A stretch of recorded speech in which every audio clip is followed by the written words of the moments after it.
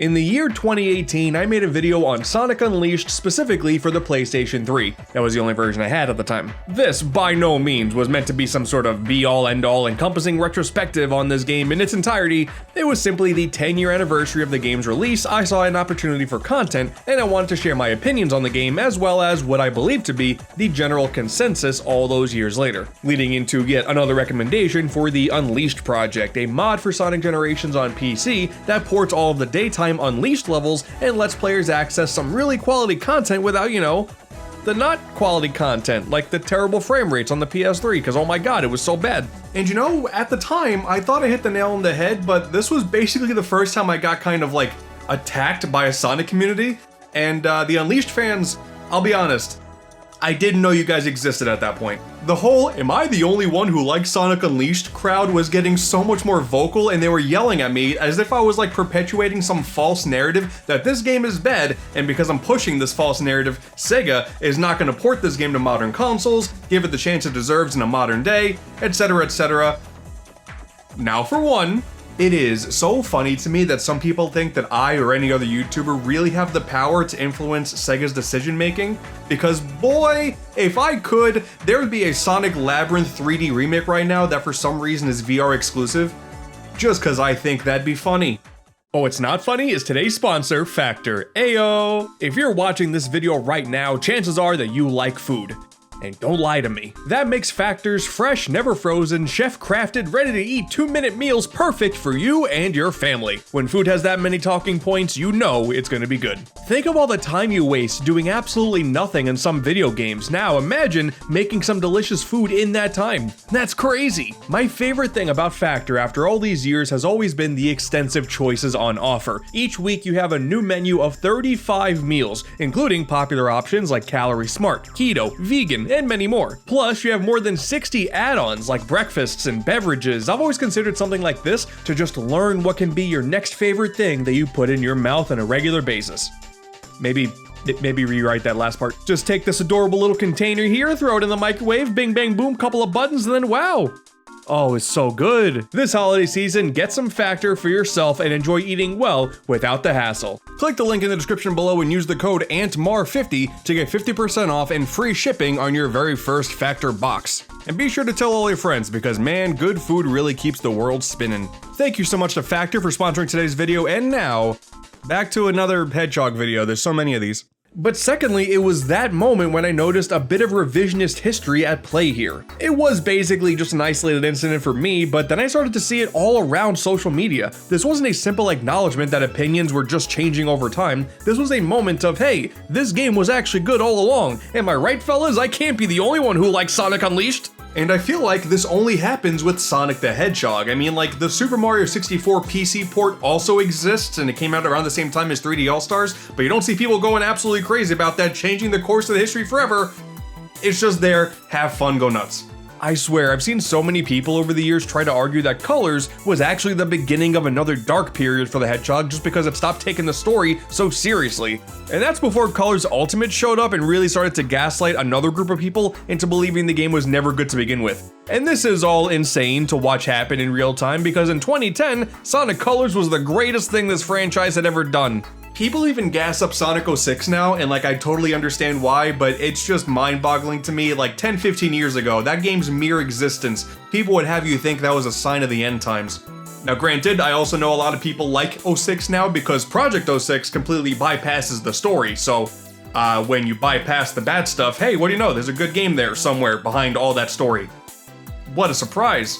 So, in typical Sonic fan with too much free time on his hands fashion, I really wanted to take some time to dissect this phenomena and give my own opinions on the Sonic franchise as a whole as of the mid-2020s. I want to talk about Sonic the Hedgehog. I want to talk about how revisionist history has hit this franchise like a freight train over and over and over again, how almost everything you thought you knew about this franchise with the existing games is now a lie, how I believe the fandom is almost solely responsible for it and not the official company themselves, and how I wouldn't want it any other way. Now, of course, not every Sonic fan is equal out there. That'd be foolish to say. There's a lot of toxicity out there. We're all well aware of that. I feel like a lot of that has to do with the general health of the franchise at the time, and those fans could leave way more of a lasting impact than they would otherwise. The documentary's up to how many parts now? Jesus.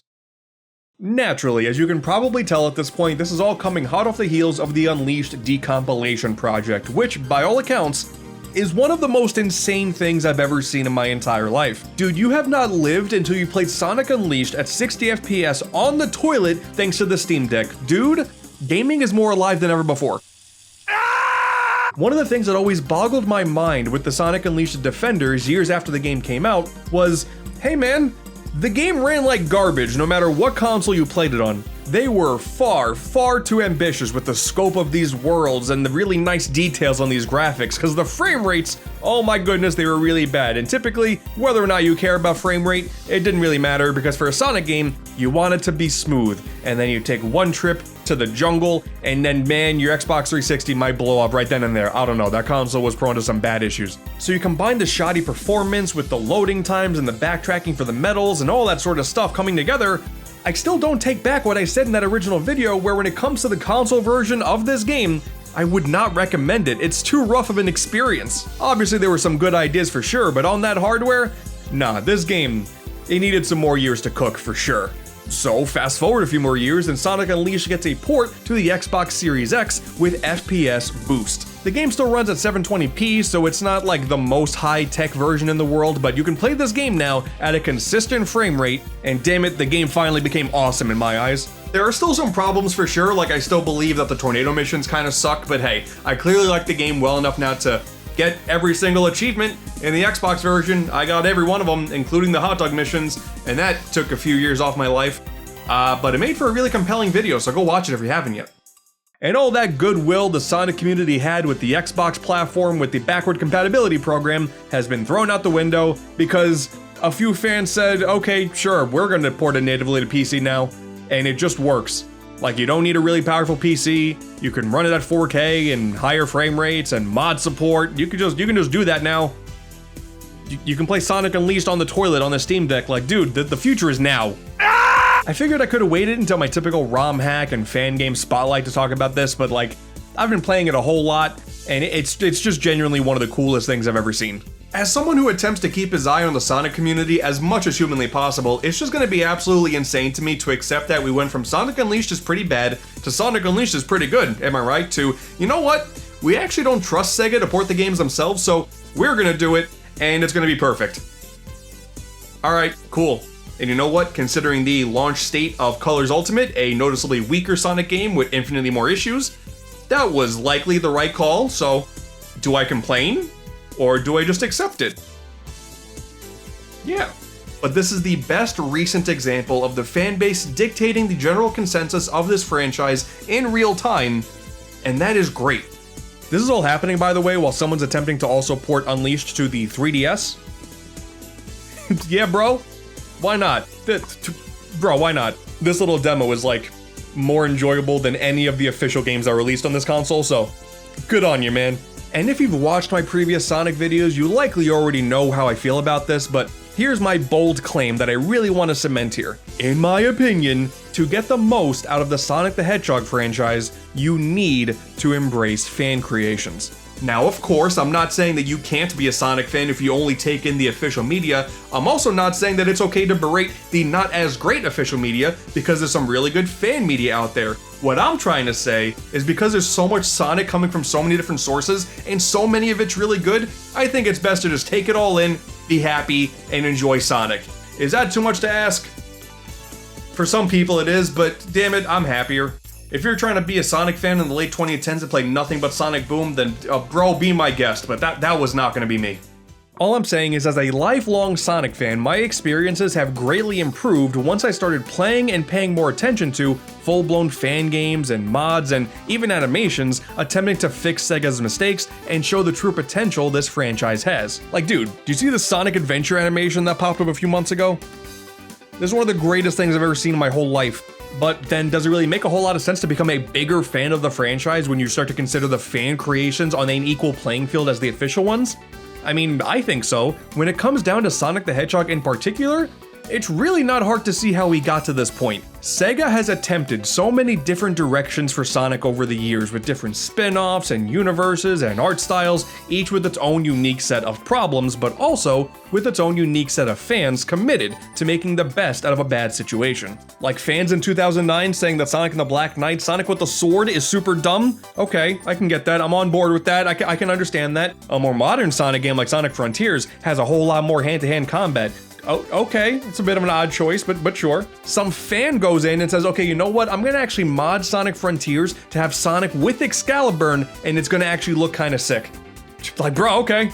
Yep, sure, why not? I'm down with this. As long as we can come to a mutual agreement that Excalibur Sonic is actually pretty sick. Like, it's no Super Sonic for sure, but this whole transformation sequence completely makes it, and it's pretty awesome. Am I the only one who likes Excalibur Sonic? But okay, fine, let's try to take a look at things on more of an objective level. Here's a list of Sonic games that people had next to no issues with upon their first release. Oh, that's it, huh? That's not gonna go over well in the comments. Transformed really is like the perfect kart racer though. Like, back on the topic of Black Knight, did you know that you can play that, as well as its prequel, Secret Rings, in the Dolphin emulator, not only with typical upscaled graphics, that makes sense, but also a combination of settings to play them with full button controls, and a texture pack to correlate with whatever controller you choose to use, to make it feel like it's a proper HD remaster. A lot of times when it comes to this generation of games, sometimes the simplest approach of just upscaling it and making it work on a modern controller is all that you need. And it's just here, and it's actually been here for years. This is the closest thing to a modern console port we will ever get with these games, and I'm okay with that. Once again, still a whole lot of problems with these games, but by simply removing the motion controls, which were a little too much here, it makes them pretty fun, and almost eliminates any need for something as bold as, I don't know, a remake to polish all the rough edges. Oh, what's that? There's a thing called Project Ignition, which is a full-blown Secret Rings remake in the works, and it actually looks pretty sick. Yeah, man, okay. Project 06. This is one of the greatest things to ever happen in this franchise. Some people still feel like there's a debate to be had on whether or not Sonic 06 is truly as bad as everyone made it out to be when it released almost 20 years ago. And boy, oh boy, you want to talk about revisionist history, make no bones about it, folks. It's a bad game. Like Sonic Unleashed and like Sonic and the Secret Rings, there of course were some good ideas here. It's not like every single aspect about this game, every little bit of creative muscle that was put into this adventure is bad. That would be an outlandish thing to say. That's an argument for Lost World, I guess. I'm kidding. Kinda not. The game never got a PC port, and there is a substantial mod out there that does attempt to modify and fix the Xbox 360 version of this game, but now we got fans out there that decided to completely remake the game from scratch, and it's kinda better, so it's awesome. You know, at this point we have the entirety of Sonic's campaign, Shadow's campaign, and Silver's campaign in here. Every single level is there, a bunch of modified mechanics, anything that was an issue in the original release, like, I don't know, Sonic's control during the Mach speed sections, that's been fixed, and now they're really fun. There's a lot of additional flavor, like these in-level cutscenes that just add a little bit more context as to what you're doing. That's awesome. And it just became a really fun game. Isn't that what you want at the end of the day, right? Like a platformer where you play as Sonic, that's all about speed, and it plays really well. Like, that's all you want, right? Right? Well, some people will argue that this doesn't really matter because this is not ever going to be a direct replacement of Sonic 06 because there's currently no boss stages, no hub worlds, and signs that this is never going to happen. It's just going to be the core gameplay levels here. But if the thing that you're replacing is Sonic 06, then this is really like the best possible outcome as far as I'm concerned. If you're watching this video, you're already fully aware of how good Project 06 is, but this really just emphasizes the whole idea of the fan community contributing to the revisionist history of this franchise because, man, it wasn't that long ago when people would have you believe there was absolutely zero redeeming qualities with this game. Turns out, all it needed to be was better. So, you know, that's a safe selling point for sure. But again, I feel like it's best to acknowledge that we got here because of Sega's mistakes all those years ago, rather than pretending like these games were actually these hidden gems all this time and just needed that little bit of extra polish to truly appreciate what they are. No, Sega really didn't know how to make these games to the best of their ability back in the day. They've almost always been consistently divisive, and it is incredibly smart for them to let the community do what it's doing and take a step back, because when one of the major selling points of Sonic is just how replayable these games are, leave the main development for brand new adventures that I guess people will be critical of in the years following, while the fans are fixing the mistakes of all years past. Is it the most ideal outcome for every franchise out there? I don't know, but I think it's working so far. I mean, take another look at Sonic Colors. Ultimate had an infinite wealth of issues that really shouldn't have been there, and I don't know exactly if it's Sega at fault or if it's Blind Squirrel Studios that are at fault. I don't know. I'm sure they didn't want to release a bad product, but they did. Sure enough, give it a little bit of time, and we have Project Re-Rainbow that fixes a vast majority of these issues. The lighting is fixed, weird issues with the models are all fixed, and even the cutscenes have been completely redone because, hilariously enough, when the original release of Ultimate came out on PC, they forgot to take out the source code that involved all of the cutscene data, so Blue Wolf was able to go, okay, I'm gonna just take that data and re-render it in higher quality, and then boom, there you go. Now they look great. That's hilarious. That's hilarious. I really feel like at this point, as a Sonic fan, I'm simply sitting here waiting for people who are sitting behind computers, programming things to make a blue hedgehog go fast, and it really feels like the only thing separating fan projects from official products isn't the quality, because there's very clearly quality things on both sides, it's just the budget and the hype. Sega has that for sure. You're never gonna see Re-Rainbow at a Sonic Direct and be like, hey guys, we screwed up. Like, that's never gonna happen, so again, it just embrace where we are. But this wasn't always the case, of course. I think a reason that a whole lot of Sonic fans deal with a lot of painful memories is because we were forced to mostly deal with the official products, and that was about it. But now, that's not the case, and I feel like this can all be attributed to one pivotal canon event in this franchise's history: Sonic Mania. Look, okay, I understand a lot of people oddly take issue with even coming close to referring to Mania as a fan game, but when you look at the roots of someone like Christian Whitehead making his own 2D Sonic engine at his home that's good enough to be used for the official ports on mobile, I can honestly see that argument. It's kind of like that original movie design that was later fixed by longtime Sonic artist Tyson Hess. This dude made Nipples the Enchilada, okay? Add a whole bunch of years onto that, and we have the best video game movie of all time. I'm not saying Sonic 3 is a fan movie, but I would certainly hope these projects are made by fans at the end of the day. But Mania injected so much pure, unbridled joy into the community, it only hit that much harder when Forces dropped only a few months later and practically undid all of that good faith in one swoop. And also, by the way, shout out to Sonic Forces Overclocked. Like, it's this really cool mod that has a whole bunch of new story elements with new cutscenes, brand new level designs, a lot of cool new set pieces and remixes, and like, it's only about an hour long. Like, there's not a whole lot of Forces to work with there, but that 1 hour is way better than the 2.5 hour official game, so the fans win again. We're kind of at this point now where all 4 of the main Sonic Boost games have better versions out there, and it's a mixture of official and unofficial. And I just think that's pretty cool. Dude, Forces, I know I'm like a broken record with complaining about Forces, but like, I think I had more fun with the old Newgrounds Sonic Maker, you know? And you know what, while we're on the topic of Newgrounds, I feel like not enough credit goes to the fan animations out there, further adding to this whole Sonic multiverse idea with so many different takes on this universe and the characters. If you find yourself watching a Sonic video in the current year, there is no doubt in my mind that you have at least heard of Sonic Shorts. This almost 2-decade-long multi-episodic series that compiles a ton of different animations from a wide variety of animators that, sure, if you go back to watch some of the old ones nowadays, they may not all be bangers, but even still, this is very pivotal and important in the early stages of a Sonic fan on the internet.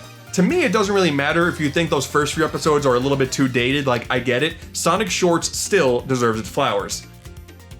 But the true Sonic fans out there are already behind Nazo Unleashed and Super Mario Bros. Z. Like, unironically, these two creations right here have some of the best anime fight scenes in the entire Sonic franchise, way better than anything in Sonic X. And quite frankly, I don't think that's up for a debate. The whole backstory behind Nazo is crazy too. Like, it was just something that was based off of a mysterious looking figure in a Sonic X teaser trailer that led to nothing, and then fans said, okay, sure, it's an all-white evil hedgehog that uses the negative power of the Chaos Emeralds, go.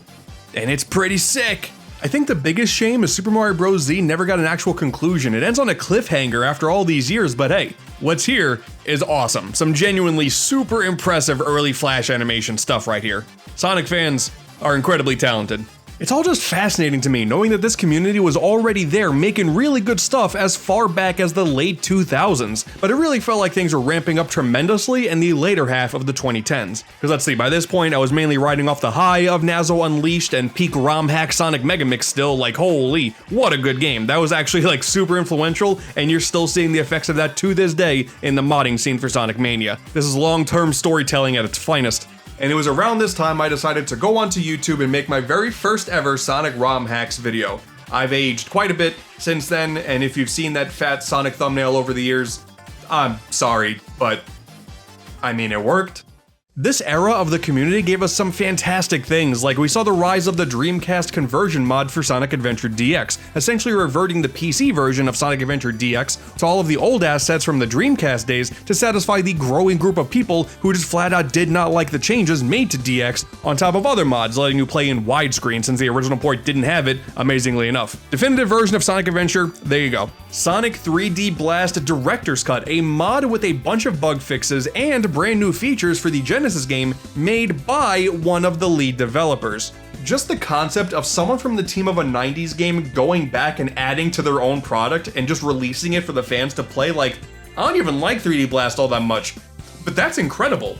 And of course, we can't forget about Sonic 3 Angel Island Revisited, a modern port of Sonic 3 that came out at a time where Sega was practically acting like there never was a third game, omitting it from Sonic collections and whatnot. It was very, very strange, and I get why, because of the music, but still, bizarre. And it had widescreen, a ton of customization options, mod support, which there are mods coming out so often. There's this Amy Galore mod now that has so many different playstyles for Amy Rose, it is overwhelming. Like, hey, cool, they added Amy to Sonic Origins Plus. Sick. This is actually crazy, you gotta check it out.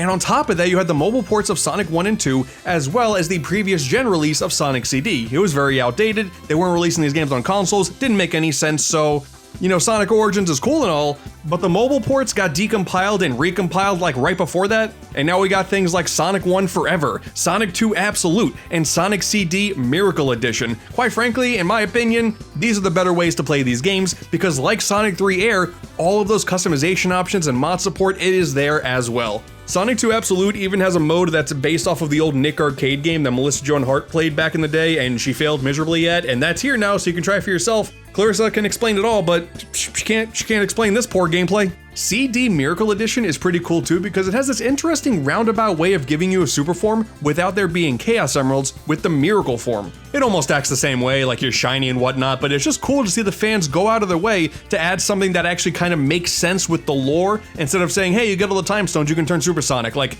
that wouldn't make sense, but this, I guess, makes more sense. Why not? There you go. The definitive versions of all these classic games as well. But hey, if you still want to play Sonic Origins, maybe take a look at the Sonic Origins Ultra Fix mod. I really don't understand how Origins, just being these basic ports of these games that were already out for a while, have so many issues, but sadly, they do. Ultra Fix addresses that and makes so many, like, oh my god, so many little changes.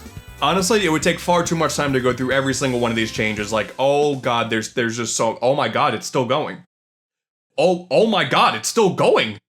Oh, and don't even get me started with Sonic Generations and just how much the fans have extended this game's life like no other. That PC version, man, we got a ton of new skins, entirely new models for characters to play as, relatively simple ported levels from other games like Sonic Colors and even Shadow the Hedgehog, that's cool. We have shockingly expansive brand new levels like Shivery Mountainsides, which is a ton of fun to speedrun. You can even play Super Mario 64 in Sonic Generations. Dude, oh my god, I'm going to hell just looking at this. Even when you include the modern port with Shadow Generations, which is by all accounts an awesome game, and it is very important to have those games readily available on modern consoles, it is hard to top everything that the 2011 PC port of Generations brought to the table, and still will for years to come. And speaking of Shadow, isn't it also kind of crazy that we're waxing poetic about Shadow 05? The fact that we're even calling it Shadow 05 now because we also have Shadow Generations is just funny to me, but yeah, I guess more and more people are talking about how this game is a bit of a gem too. I mean, it certainly helps that they gave Shadow a gun and a motorcycle in the movie, and we're just saying that the symbol from 05 is Shadow's emblem now. Okay, we'll accept that. But the actual game itself, I mean, I do kind of like it, but it still has a lot of problems. Well, what about Shadow the Hedgehog Reloaded? This is a huge quality of life mod for the GameCube version of this game, and there are so many things that are just better now. The last story that previously needed all 10 unique endings to unlock, now you only need 3. All of these different missions that are all about taking out X amount of enemy to complete it, well, they're a lot more forgiving now, allowing you to miss a few, and you're fine. Shadow controls better, there's widescreen now. They added an S rank to the rank system, so that's cool if you like going for the high score. Like the other games in this video, there's a lot of problems with Shadow 05 for sure, but there are some good things in here, and I think Reloaded does a great job highlighting just those specific parts and making it an actual worthwhile experience. And who can forget about the Sonic Riders fans? I mean, Sega certainly hasn't. Putting Jet in the Extreme Gear in Sonic Racing Cross Worlds, that was mind-boggling to see. But if you wanted to go back and play the original games, I don't know, there are certainly some strong fans out there for sure, but I was never really one of them. That being said though, of the 3 Riders games that are currently officially released, all 3 have really cool ways to play them now thanks to the fans. We got Sonic Riders DX, Sonic Riders Regravitified, and Sonic Free Riders without the Kinect. So DX and Regravitified, they're really cool. They add new characters and stages, they modify the mechanics, they're really fun ways to play those games, and I will always give the Riders games a lot of kudos for having this really cool style for the world and the characters. I love how these games look, and hey, now I kinda like how these games play a little bit more. Free Riders, on the other hand, that's some dedication, because I didn't even think anyone was asking for this. Yeah, so now if you're so inclined, you can play the weakest Sonic Riders game with a controller, and not a completely faulty camera system that shouldn't have been there in the first place. I don't know if Free Riders has that same effect of like, wow, there's so many cool things in here, and now we have a way to experience it. I don't think it's that, but hey man, credit where it's due. That probably does more for game preservation than anything official, so good job. Wasn't this also the first game that introduced us to the voice actors for like Shadow the Hedgehog when they changed the voice actor and he was very weird and grungy at the time? I'd suggest you beat us before getting excited. All these years later, I'm still getting used to it. Man, we got these really cool remakes of Sonic 1 and 2 from the Master System, bringing in new levels and characters and mechanics, and it's just really cool. And I know, once again, not really a true replacement, but this is how I beat Sonic 1 Master System, because I'm not going to do it on the original hardware, not that fun of a game, and I had a great time. They're doing the same thing with Sonic Advanced. Sonic Advanced Revamped is happening now, and it's a full-blown remake. Like, what? That's so cool. Still no Sonic Labyrinth, but hey, we'll get there. Did you know that Mania also has a port to the 3DS? What a world we live in, huh? And I would be really remiss if I didn't bring up once again the likes of Sonic Triple Trouble 16-bit, Sonic and the Fallen Star, and Sonic Galactic. Like, these are full-blown classic Sonic games that for me are in the conversation for ranking classic Sonic games because quite frankly, I believe Triple Trouble 16-bit and Fallen Star at the very least are better than Sonic 1, and I would love to hear differing opinions on this. Galactic is still a work in progress, but man, it is so promising and I can't wait for this one to come out. This is the next great classic Sonic game, I'm telling you. If you're liking any of the projects that I'm talking about here, by the way, you should really check out Sage, the Sonic Amateur Game Expo, and the Sonic Hacking Contest. These yearly events that host so many projects, like way too many projects, and if you really like stuff like this, that is the place to be because it's going to be a ton of fun every single year. I mean, this is where I first discovered Pizza Tower, so... And it's thanks to taking a look at these communities I discovered things like Sonic Roboblast 2, a 3D classic Sonic game that was built off of the Doom engine and is unironically one of the most fun games in this entire franchise. And then to go from that to like a full-blown spin-off kart racer with SRB2 Kart with really fun kart mechanics and just as many mod options as the base SRB2, how do you just casually make a new kart racer like that and it works out extremely well? And then you do it again, Robotnik Ring Racers, they did it again! It takes a lot more patience to get good with this one, but you know what, I appreciate them going for something a little bit different. Plus, you got Robotnik as the main star of the show here in this one. I mean, they named the game after him, so that's you know, good for him. But the fact that we're even talking about Roboblast 2 and the legacy that it has is super impressive because at this point we're talking about 20 plus years of this game existing, and we're still talking about it. The shelf life on this is unlike any other.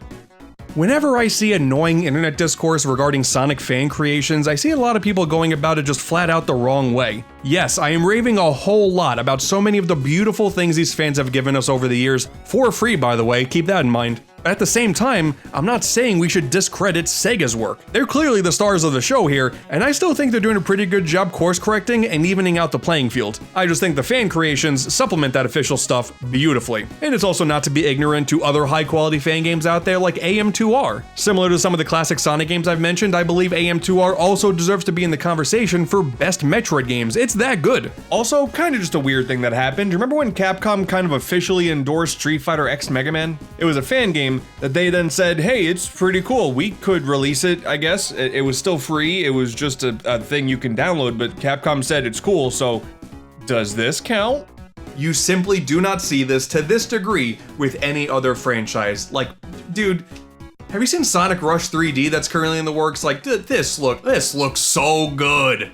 At the end of the day, I also understand the argument that, hey, for the official works, they have to worry about making money, so they have to have these really huge budgets and they have to sell a whole bunch of copies to make even. Like, I get it. And on the other side, people are just putting out free download links for fan games that just need a little bit of tinkering with, and then you're good. I get it. That route isn't for everybody, but I don't know, man.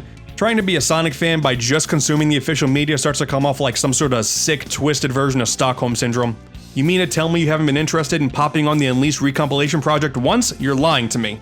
With so many good fan animations and comics, which I haven't even gone into, like there's so many good things you can find out there as well. The fan games, of course, there's so much good fan art out there, like, yeah, there's a lot of weird fan art that we're not going to talk about today, but there's also some really beautiful stuff. All I'm saying here, at the end of the day, I appreciate you. If you're making any of this fantastic stuff for this community, I appreciate you, because you can't make any money on it. It's like legally you can't do it, but you're still doing it because you just love it so much, and I appreciate it. And I want other people to appreciate it too. I believe that all of the quality work being put into this franchise from the fans, as well as the official stuff getting so much better by the day and by the month and by the year, and they're no longer relying on Twitter memes while still pumping out mediocre video games, the health of this franchise is better than it's been in a long time, arguably the best it's ever been. I mean, outside of like kind of taking Nintendo out of the console market, but you know, yeah, outside of that, it's doing pretty good.